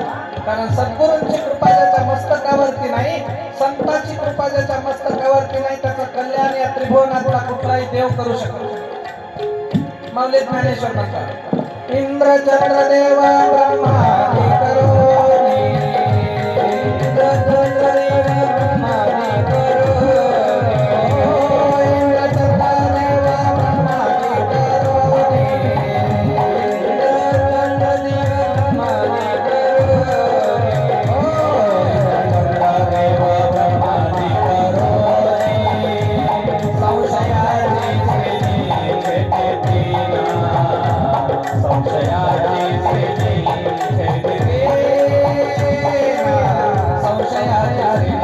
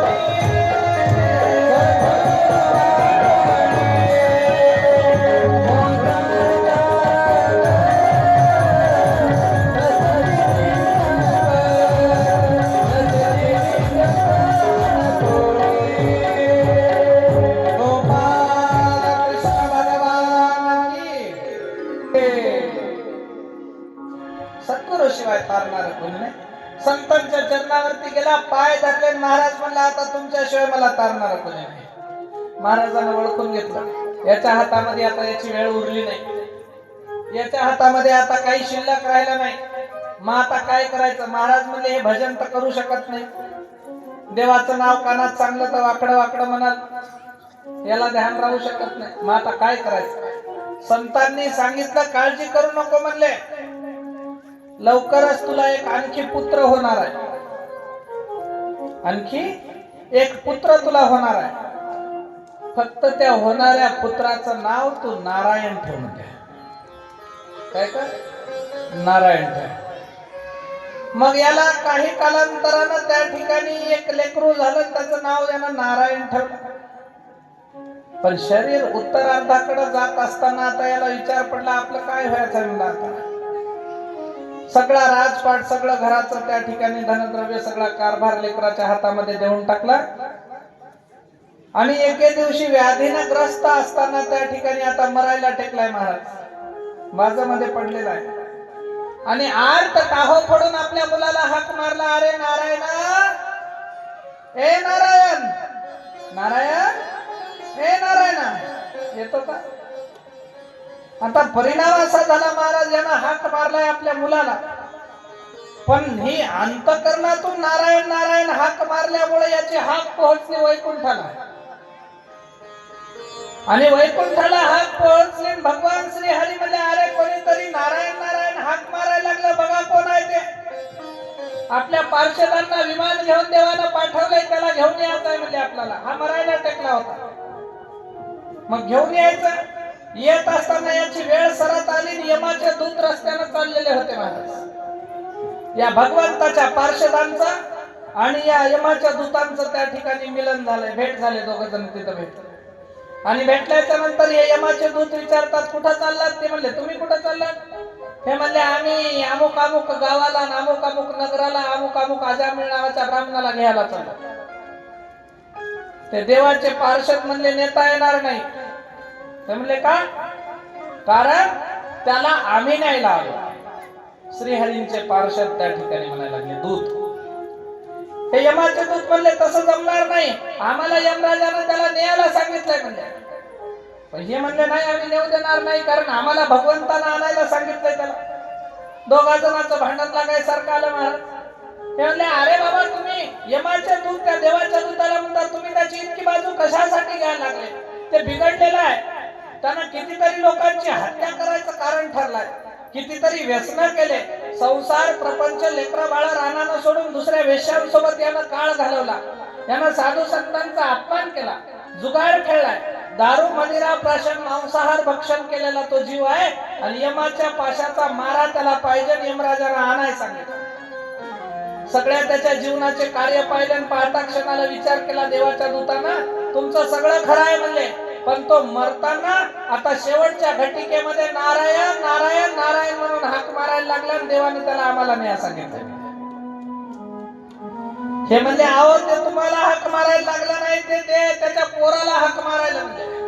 ते म्हणले त्यांना हाक कोणालाही मारू द्या, पण नाव आमच्या देवाचं मालकाचं घ्यायला लागलं, आम्ही त्याला नेणार आहोत. या देवाच्या दूतानं यमाच्या दूतांना माघारी पाठवलं आणि पुष्पक विमान घेऊन याच्या जीवात्म्याला घेण्यासाठी त्या ठिकाणी देवाचे दूत आले आणि वैकुंठ लोकाची प्राप्ती त्या ठिकाणी त्याला झाली महाराज.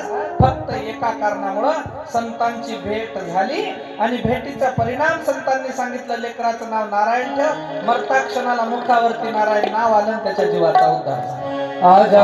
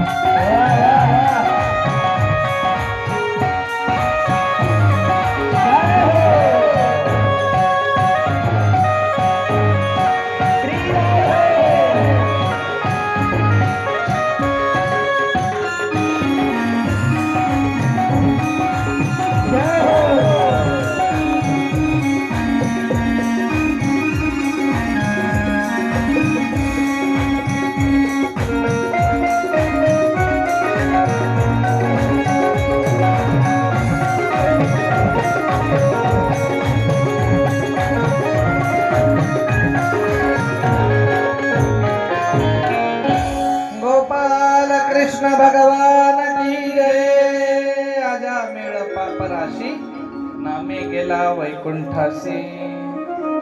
देवाचं स्थान भेटलं महाराज, पवित्र झालं। तुम्हाला आम्हाला सर्वांना त्या ठिकाणी देव भेटतो का भेटत नाही? रोजच भेटतो, पण आम्हाला लक्षात राहत नाही देव आहे कुठं, बघावा कसा, शोधावा कसा, प्रश्न आहे। मग एक गोष्टी त्या ठिकाणी सुतजी महाराज शौनकांना, शुकमुनी महाराज परीक्षितीला सांगत होते।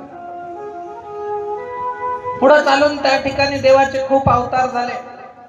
वामन अवतार झाला, नरसिंह अवतार झाला, वराह अवतार झाला। देव आणि राक्षसांचं समुद्र मंथन झाल्याच्या नंतर तिथं कुर्मा अवतार झाला। त्यानंतर परशुरामांचा अवतार झाला। जमदग्नी आणि माता रेणुकेच्या पोटी भार्गव राम असणाऱ्या परशुरामांनी त्या ठिकाणी आपलं अवतार कार्य पार पाडलं। आणि पुढचा कुळ येतो त्या ठिकाणी इक्ष्वाकूचा कुळ, म्हणजे भगवान रामचंद्रांचे पूर्वज। राम अवतारामध्ये आदो राम तपोवनादिगमनम हत्वा मृगम कांचनम वैदेही हरणम जटायु मरणम सुग्रीव संभाषण बाली निर्दलनम जटायु मरणम समुद्र तरणम लंकापुरी दाहनम पश्चात कुंभकर्ण रावण दाहन हननम एतद्धिश्री रामायण। थोडस आता पहिल्याच्या सारखं सुधारणा झालंय, वय झालंय। आमच्या अध्यक्षात बकळ ताकद आहे, अध्यक्ष उडा मारते मला होईना झाले काय सांगा। एतद्धिश्री रामायण काय झालंय? इक्ष्वाकूचा कुळ आहे। भले मोठे मोठे राजे त्या कुळामध्ये होऊन गेले, मानधाता, आज, दिलीप, रघु, सूर्यवंशाचा कुळ आहे। भगीरथ, त्याच्यानंतर भरत, खटवांग राजा महाराज, इतकं सुंदर चरित्र। देव लोकांना हे आसुरी प्रवृत्तीचे लोक ऐकणार। त्यावेळेला अयोध्येचा राजा असणारा खटवांग होता। खटवांगानं त्या ठिकाणी देव लोकांना स्वर्ग विजय मिळवून देण्यासाठी प्रयत्न केले, देव लोकांना सहायता दिली आणि खटवांग राजामुळे हे देव लोक पुन्हा स्वर्ग प्राप्तीला गेले। मग गेल्याच्या नंतर सगळे देव लोक संतुष्ट झाले। महाराज म्हणले तुम्ही आम्हाला स्वर्ग परत मिळवून देण्यासाठी मदत केली, मग तुम्ही अयोध्या नरेश असणारे खटवांग, तुम्हाला आमच्याकडनं काय पाहिजे सांगा। त्यावेळेला ते म्हणजे आम्हाला काही लागत नाही, कारण तुम्ही लोक देयाच्या इच्छेचे असतात, तुम्हाला तुमचं स्वर्ग मिळालं नसतं का, माझी मदत कशाला घ्यायला लागली असती तुम्हाला। पण तरी देखील तुम्ही मला काही देऊ इच्छित असाल, एक गोष्ट करा म्हणले, फक्त इथून पुढे या पृथ्वीवरती माझा वेळ किती शिल्लक राहिला तेवढं मला सांगा। माझा वेळ किती शिल्लक राहिला तेवढा सांगा। त्यावेळेला इंद्रदेवानं सांगितलं, एक मुहूर्त तुमचा शिल्लक राहिला। एक मुहूर्त म्हणजे 2 घडी 48 मिनिट, इतका वेळ शिल्लक राहिला। म्हणल्याच्या नंतर हे म्हणले, आता एवढा वेळ शिल्लक राहिला, तुमच्याकडून नश्वर वस्तू कशाला मागत बसू, मी आता राहिलेला वेळ देवाच्या नामाला लावतो, देवाच्या कारणाला लावतो। आणि खटवांग राजा त्या ब्रह्मांडामधून भूमीवरती आले स्वर्ग लोकातना, आणि भूमीवरती येऊन देवाचं नामस्मरण करायला लागले। जाता जाता त्यांना त्या ठिकाणी आपला काळ कळाला। सहजासहजी काळ कधी येणार आहे कोणाला कळत नाही, पण खटवांग राजाला कळालं होतं आपली वेळ कधी आहे। परिणामी जातानाचा वेळ त्यांनी देव कार्यामध्ये लावला आणि खटवांग राजाला मुक्ती प्राप्त झाली, मोक्ष उद्धार त्या ठिकाणी झाला। गोपाल कृष्ण भगवान की जय।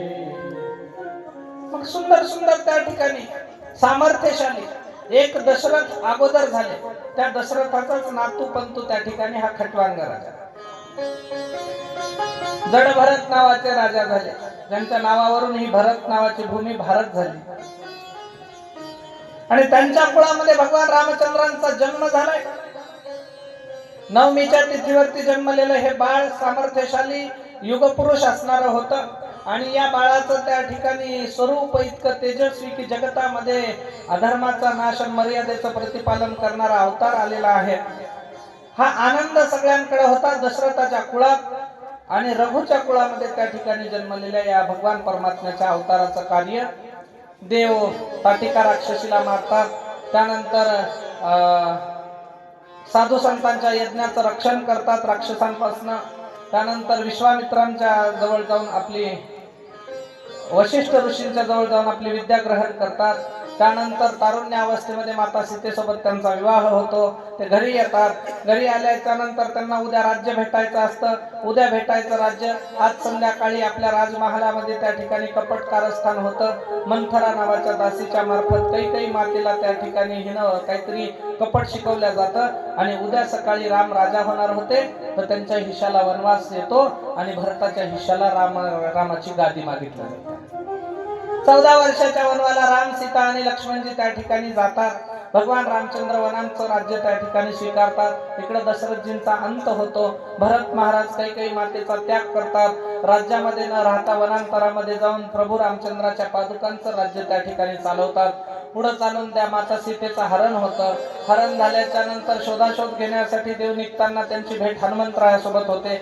हनुमंतराया सविस्तर त्या ठिकाणी त्या पंपा सरोवराच्या परिसरामध्ये किष्किंधा नगरीमध्ये वाली आणि सुग्रीवाचा परिचय करून देतात. वालीला त्या ठिकाणी पापी म्हणून भगवान रामचंद्र वालीचं निर्दालन करतात. पुढे जटायू पक्षी, त्यानंतर समुद्राचं तरण आहे. भगवान हनुमंतराया समुद्र ओलांडून लंकेला जातात. लंकेमध्ये सीता मातेचा शोध घेतात. पकडलेल्या हनुमंतरायाला त्या ठिकाणी त्यांच्या शेपटीला आग लावली जाते. ती लंकेला जाळून भस्मसात करून वापस येतात. परत माता सीतेचा पत्ता देऊन मग युद्धासाठी सज्ज होतात रामचंद्र प्रभू. सगळ्या वानरांची सेना जमा करून युद्धाला सज्ज झाल्याच्या नंतर लंकेवरती आक्रमण होतं. राम सेतूचा निर्माण होतो आणि सगळं झाल्याच्या नंतर देव रावणासोबत कुंभकर्णासोबत युद्ध करतात. पण विभीषणाच्या सहाय्याने रावणाला त्या ठिकाणी हनन करून मारल्याच्या नंतर राज्य विभीषणाला देऊन भगवान रामचंद्र अयोध्येला येतात आणि सीतापती रघुवर राजा रामचंद्रांचं एक रामराज्य सुरू होतं. झालं सगळं रामायण. आता रामायण झाल्याच्या नंतर त्रेतायुग संपलं. पुढे बरेचसा प्रकरण आहे, लवकुश आहेत, ते सगळंच आहे उत्तरकांडामध्ये. पण पुढे त्रेतायुग संपलं, द्वापाराचा प्रारंभ झाला. द्वापारामध्ये मथुरेचा राजा उग्रसेन महाराज, उग्रसेनाची त्या ठिकाणी राज्य व्यवस्था अशी सुंदर होती की सगळे संतुष्ट होते. पण एक दुष्ट गेल्याच्या नंतर त्याच्या जागेवरती दुसऱ्या दुष्टाचा जन्म होत असतो. उग्रसेन महाराजांच्या पोटी त्यांचा एक पुत्र जन्मला. त्याचं नाव होतं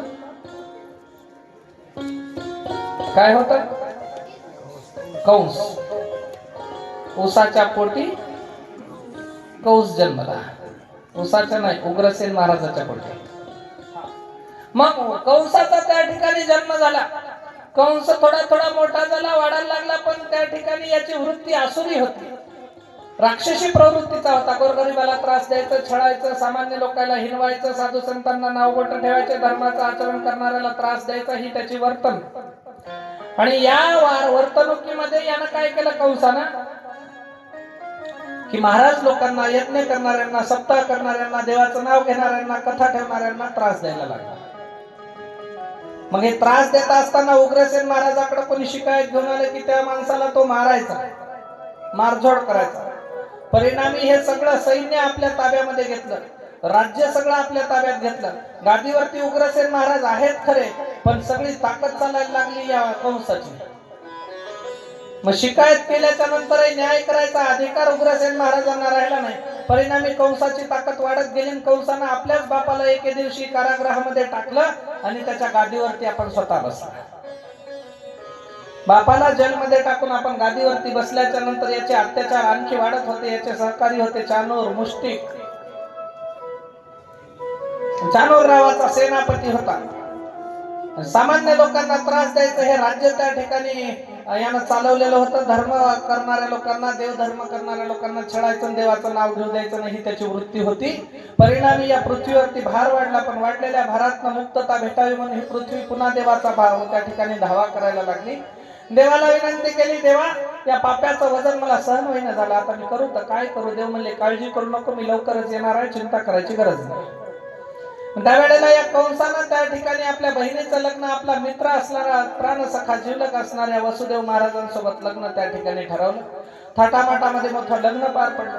आणि लग्न पार पडल्याच्या नंतर कंस स्वतः आपल्या बहिणीला आपल्या वसुदेव महाराजांच्या घरी सोडण्यासाठी, नवरी नवरदेवाला सोडण्यासाठी जात असताना आकाशवाणी गरजली, अरे दुष्टा, जिच्या विवाहामध्ये तू इतका आनंदी व्हायला लागलास, जिच्या विवाहामध्ये तुला इतका आनंद झालाय ना, तिच्याच पोटचं 8वं लेकरू त्या ठिकाणी तुझा संहार केल्याशिवाय राहणार नाही. आकाशवाणी गर्जली.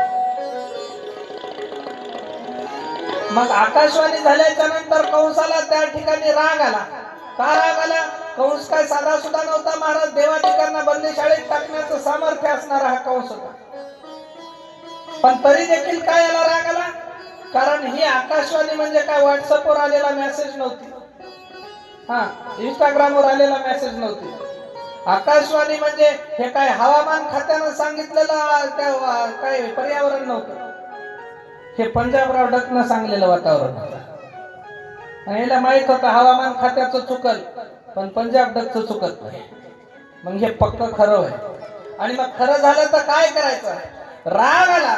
आणि राग आल्याच्या नंतर कंसाने विचार केला, आपल्या बहिणीचं 8वं लेकरू आपल्याला मारल, कवा मारल तेव्हा मारल. ते होण्याच्या अगोदर बहिणीलाच आपण खतम करायचं. खडगा घेतला आणि खडगा घेऊन चाल करून माता देवकीवरती त्या ठिकाणी चालून गेला. आणि चालून गेल्याच्या नंतर वसुदेव महाराजांनी त्याचा हात धरला. हात धरून वसुदेव महाराजांनी सांगितलं, कंसा मी तुझा मित्र आहे, ती तुझी बहीण आहे आणि बहिणीला मारतोस. अरे तुला 8व्या लेकरापासून धोका आहे ना, काळजी करू नको. आम्हाला बंदी शाळेत टाक, आमचे 8ही लेकर होईपर्यंत तुला आम्ही देऊन टाकतो, पण देवकीला मारू नको. कंसाचं त्या ठिकाणी मन परिवर्तन झालं. कंसानं ऐकलं आणि कारागृहामध्ये वसुदेव आणि देवकीला टाकलं. महाराज दिवसानुदिवस लोटत गेले. दुःखामध्ये दोघही जण आहेत आणि दुःखात असलेल्या देवकी मातेला पहिला पुत्र झाला, प्रसूत झाल्या, पहिला पुत्र झाला. कंसाला वार्ता मिळाली. कंस त्या ठिकाणी कारागृहाच्या दिशेने आला. पहिल्या लेकराला मारायचं म्हणून प्रयत्न केला खरा, पण त्याच्या मनामध्ये दया होती. पण दयेचा त्या ठिकाणी आविर्भाव नामशेष करून त्याने काय केलं? पहिलं लेकरू मारून टाकलं. गरगर फिरवलं, भिंतीवरती आपटलं, पहिल्या जीव लेकराचा जीव घेतला. दुःखाचा प्रसंग आहे. माता देवकी वसुदेव महाराज विरहामध्ये त्या दुःखामध्ये बुडालेले आहेत. जसं काय समुद्राचा अथांग अशा पद्धतीचं अस्तित्व असतं, तसं यांच्या दुःखाचा अंत नव्हता. पण तरी देखील हिंमत मोठी करून यांनी आपला प्रपंच चालवला. कारण देव जन्माला यायचे होते. पहिलं, दुसरं, तिसरं, चौथं, 5वं आणि 6वं 6 लेकरांची हत्या कंसाने केली. 7व्या लेकराचा गर्भ जेव्हा माता देवकीच्या पोटी होता, तो रोहिणीच्या गर्भामध्ये स्थापित करण्यात आला. आणि 8व्याचा जेव्हा जन्म व्हायचा होता, पहा किती योग आहे. अवतार 8वा, अवतार 8वा. त्याच्यानंतर देवकी आणि वसुदेवांचं जन्मणारं लेकरू सुद्धा 8वंच. आणि ज्या दिवशी जन्माला आलं ती तिथी सुद्धा अष्टमीच होती, 8वीच तिथी होती. श्रावणाच्या अष्टमीला त्या ठिकाणी रात्री अंधकार पसरलेला असताना, चराचर सगळं झोपलेलं असताना, वसुदेव आणि देवकींच्या कारागृहामध्ये लखलखाट प्रकाश त्या ठिकाणी चमकला. उठून पाहतात तर काय, माता देवकीचे दिवस आता 8व्या वेळचे भरत आलेले होते. कारागृहात लख प्रकाश पडला. उठून पाहता माता देवकी आणि वसुदेव महाराज पाहतात, चतुर्भुज दिव्य मूर्ती त्या ठिकाणी प्रकटलेली आहे. प्रकटलेल्या मूर्तीनं त्या ठिकाणी यांनी नमस्कार केला, आशीर्वाद दिला आणि सांगितलं, आई काळजी करू नको, लवकरच मी तुझ्या पोटी आता जन्माला येईल. वसुदेव महाराज म्हणले, जन्माला येशील तेव्हा येशील, पण एवढ्या मोठ्या आकारानं 4 हात, शंख चक्र गदा पद्म धारण केलेला तू जर एवढा मोठा, एवढं काय लेकरू जन्माला येत असते का? म्हणजे काळजी करू नको आई, मी लहान होतो. देव लहान झाले. लहान झाल्याच्या नंतर म्हणजे आता बरं आहे का? वसुदेव महाराज म्हणजे सगळं बरं आहे, पण जन्मलेल्या लेकराला काय 4 हात असतात का? काळजी करू नका, 2 हात विलुप्त केले. आता बरं आहे का? आता बरं आहे का म्हटल्याच्या नंतर देव म्हणले, आता वसुदेव म्हणले बरं आहे, पण जन्मलेलं लेकरू काय बोलत असते का? म्हणजे मग बोलत असते का म्हणले की देवानं अज्ञान धारण केलं आणि देव त्या ठिकाणी रडायला लागतात. पण त्याच्या अगोदर वसुदेव महाराजांना सांगितले, हे बघा आता मी अज्ञान दशेला, आता मी बाळ म्हणून जन्माला येत आहे, कृपा करून माझ्या रडण्याचा आवाज कंसाच्या कानावरती जाण्याच्या अगोदर काय करा, मला गोकुळामध्ये त्या ठिकाणी घेऊन नंदराजाच्या घरी येऊन मला पोहोची करा. आणि नंदाच्या घरी पोहोची करा म्हणल्याच्या नंतर देव बारीक झाले, आवाज आला, लेकरू रडायला लागलं. आणि लेकरू रडत असताना माया सगळीकडे पसरली.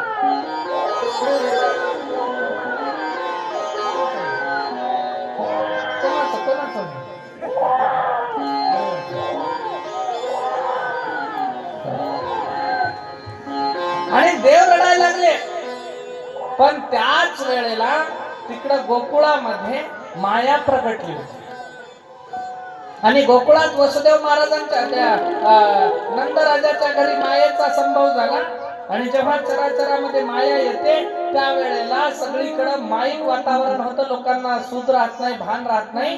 आणि त्यावेळेला माया तिकडे जन्मली, इकडं परमात्मा श्री हरींचा त्या ठिकाणी जन्म झाला. आणि त्यावेळेला चराचरातले सगळे लोक झोपलेले आहेत, कारागृहाचे दरवाजे उघडलेले आहेत, वसुदेव महाराज देवकीच्या अंगावरचे साखळदंड तुटलेत, माता देवकी प्रसूत अवस्थेमध्ये बेशुद्ध आहेत.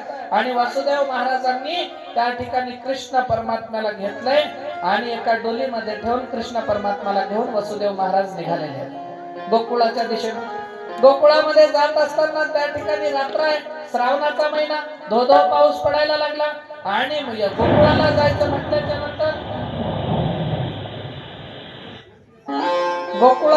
म्हटल्याच्या नंतर यमुनेला उल्लंघून पलीकडे जावं लागतं.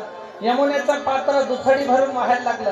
भला मोठा पूर आहे. आपल्याला आसेगावला जायचं म्हणलं तर वाटामध्ये पाणी येत असेल महाराज कधी. भला मोठा पूर आहे, पलीकडे कसं जायचं. पण वसुदेव महाराज म्हणजे लवकरात लवकर लेकरू पोहोची करून आपल्याला वापस यायचं आहे. काय करावं, तसंच लेकरू घेतलं डोक्यावरती आणि यमुनेमध्ये प्रवेश केला. चालायला लागले. जाता जाता यमुनेनं त्या ठिकाणी देव चाललेले पाहिलं आणि देवाला विनंती केली, तुमचं दर्शन द्या. भगवान परमात्म्यानं हळूच आपला पायाचा अंगठा काढला आणि पाण्यामध्ये स्पर्श केला.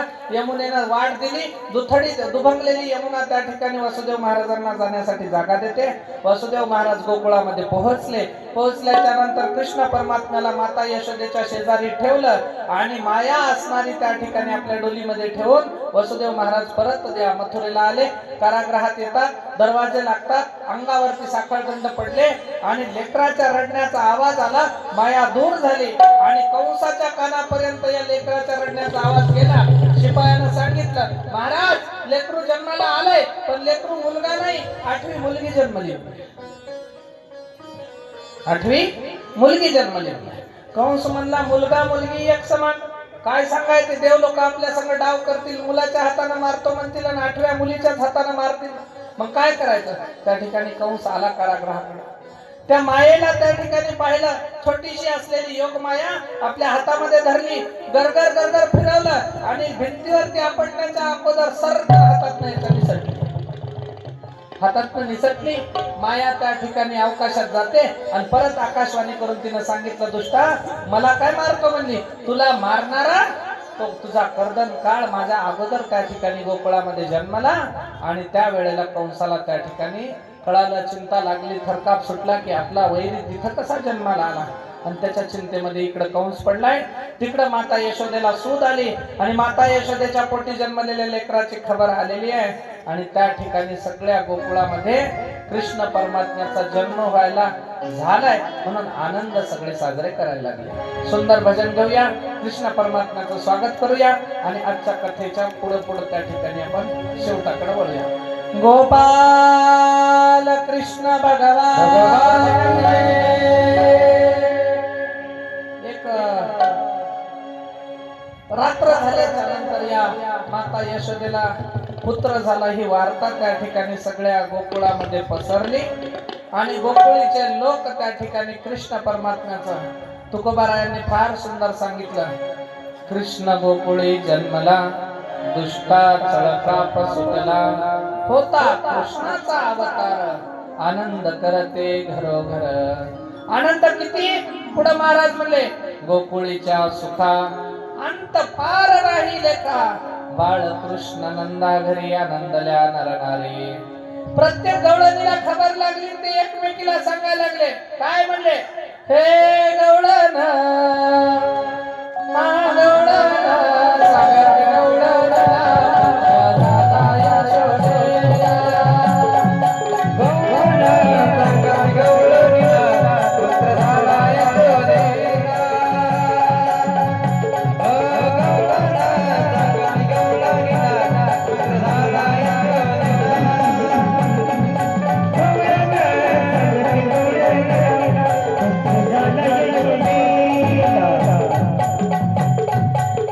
Bye.